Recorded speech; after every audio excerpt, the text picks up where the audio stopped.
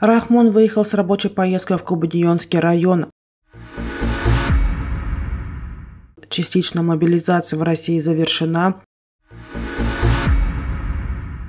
Узбекистан создал 120 мобильных групп силовиков для охраны приграничной территории. Итоги трехсторонней встречи Азербайджана, Армении и России. Президент Таджикистана Эмомали Рахмон сегодня, 1 ноября, выехал с рабочей поездкой в Кабудионский район Хатлонской области. Как сообщает пресс-служба главы государства, в селении Юаккара Назарова Кабудионского района президент принял участие в церемонии открытия дополнительного здания общеобразовательной школы номер 11. Новое трехэтажное дополнительное здание школы на 150 учеников построено на месте старого здания местным предпринимателем Фарходом Зиёевым. Затем президент страны Рахмон посетил дихканское хозяйство Бободжура, где ознакомился с ходом сбора злаковой культуры и выставкой сельхозпродукции. В центре Кабудионского района с участием президента состоялось открытие площади государственного флага Республики Таджикистан. Министр обороны России Шойгу сообщил президенту России Владимиру Путину, что установленное задание призвать 300 тысяч человек выполнено, а мероприятия по частичной мобилизации завершены. Отправку граждан, призванных по мобилизации, завершили сегодня. Оповещение граждан прекращено, дополнительных заданий не планируется. Установленное вами задание 300 тысяч человек выполнено. Никаких дополнительных заданий не планируется, приводит его слова Интерфакс. По его словам, около 82 тысяч мобилизованных россиян отправлены в зону боевых действий. Из них более 41 тысячи действуют в составе подразделений. В частности, туда направлено более 1300 представителей органов исполнительной власти различного уровня и свыше 27 тысяч предпринимателей.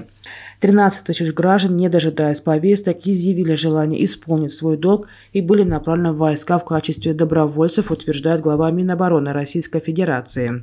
Тем временем президент Украины Владимир Зеленский заявил, что скоро России может понадобиться новая волна мобилизованных военнослужащих, потому Киев начинает к этому готовиться.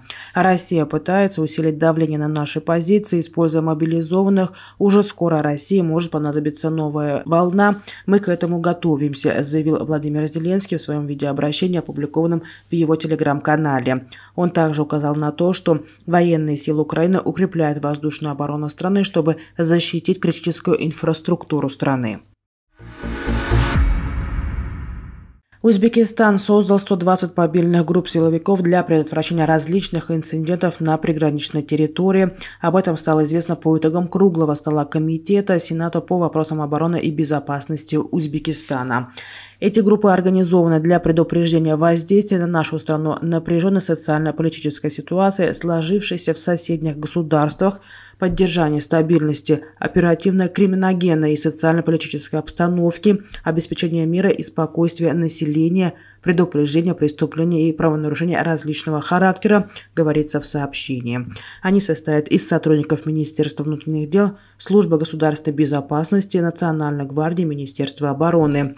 В Сенате отметили, что сегодня на территориях, прилегающих к государственной границе, реализуется ряд мер по обеспечению прочности границы, предупреждению правонарушения различного характера.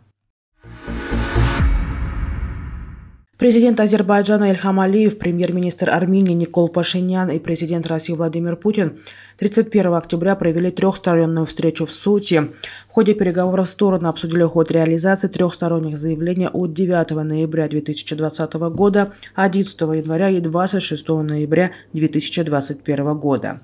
Подтвердили приверженность неукоснительному соблюдению всех указанных договоренностей в интересах комплексной нормализации азербайджано-армянских отношений, обеспечение мира, стабильности, безопасности и устойчивого экономического развития Южного Кавказа, говорится в заявлении. Лидеры трех стран, следует из документа, договорились о том, что будут воздерживаться от применения силы. Проблемные вопросы планируют решать исключительно на основе взаимного признания суверенитета, территориальной целостности и нерушимости границ Уставом ООН и Алма-Атинской декларацией 1991 года. Отмечается, что в 1991 году Нагорный Карабах входил в состав Азербайджана. Россия намерена содействовать подготовке к заключению мирного договора между Азербайджаном и Арменией. Также стороны отметили вклад российских миротворцев в дело обеспечения безопасности. По мнению российского президента, пока рано говорить о процессе возможного мирного соглашения между Азербайджаном и Арменией. Здесь пока преждевременно говорить об основных составляющих этого документа, поскольку все-таки это предмет компромиссов наверняка, которые должны быть достигнуты с обеих сторон при посредничестве, если обе договаривающиеся стороны захотят, в том числе и нашей страны, отметил Путин. При этом российский лидер подчеркнул, что демаркация, делимитация границы – это важнейший вопрос. Есть некоторые предпосылки того, что в целом путь найден. Если внимательно прочитать сегодняшнее заявление, вы там найдете предварительные оценки. Предварительные, если нет договоренности, то предпосылки того, что эти договоренности могут быть достигнуты, убежден Путин.